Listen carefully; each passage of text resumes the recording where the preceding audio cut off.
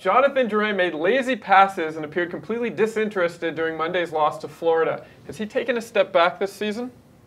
I don't know if he ever really took a step forward. It's been a disappointment. That's the only word to describe him. I thought coming into this season, the local kid, he said everything right during the off season. He was excited about coming here. He wanted to come here.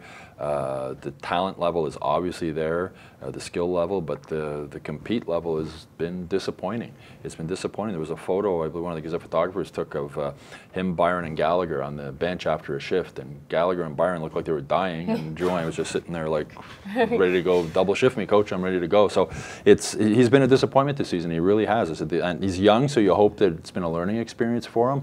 But this summer he should be watching video of Brendan Gallagher over and over and over again and trying to play a little bit like that. The whole team should. Yeah.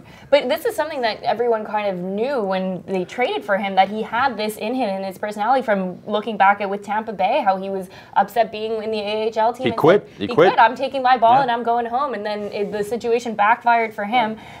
So it is disappointing because this was not how everyone was hoping. They were saying, he's a little bit older now, he's more mature, he's really embracing the role of being the local boy playing for the Canadians. But this is like what makes the difference between a player who's that you want on your team, like a Brendan Gallagher, that it doesn't matter what's happening with your personal game or your team, that you're going to give it your all. And to see that they're saying, well, the season's lost and I'm going to sit down, really shows that the kind of competitor he is. I'm with you guys on his compete level. Absolutely, I think that he should have been competing at a much higher level this year.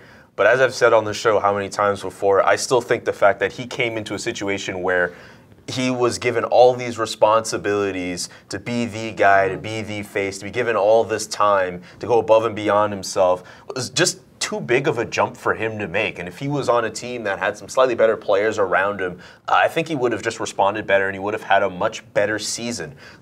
It's kind of unfair. I feel it's unfair for me to just be like, hey, he's just a disappointment. Yeah. I find there's a lot of cards that were kind of stacked against him. That being said, in terms of compete, I think at this point in the season now, considering how the year's gone, as disappointing as it's been, the weight on his shoulders, he's finally crumbling under the pressure and he's saying, you know what, guys, I'm done. And I know you guys mentioned how, he was in the AHL and he's kind of shown that and he kind of showed his colors there and he quit. I think when he was in the American Hockey League and he was playing in Syracuse and everything that happened to him, this was a kid who took bad advice. It was a young kid who probably felt, you know what, hey, he should be playing. But having a guy like Alan Walsh, who definitely, as his agent, who definitely probably felt he should have been playing, he was definitely going to take that on. He probably felt that pressure as well. I don't think that's necessarily just on him as well. So, well, also the fact that Canadians have made him a center, which isn't really his position. And Mark Bergevin is as stubborn as he was that Alex Galchenyuk can't play center. Mm-hmm. He's been equally as stubborn that Drouin can. And you can argue Galchenyuk's probably better at center than Drouin, but he never got a chance, and there's a lot of things, but you're right. I mean, the fact that he was put in a position that's not his position didn't help him. Yeah, there are very few players, even in the game of life, who are able to lead when you're in a team environment where just the energy is so low and the fight is so low. So it's hard to blame him fully. And he's young. Exactly. He's 22. Go to hockeyinsideout.com now and check out this week's full episode.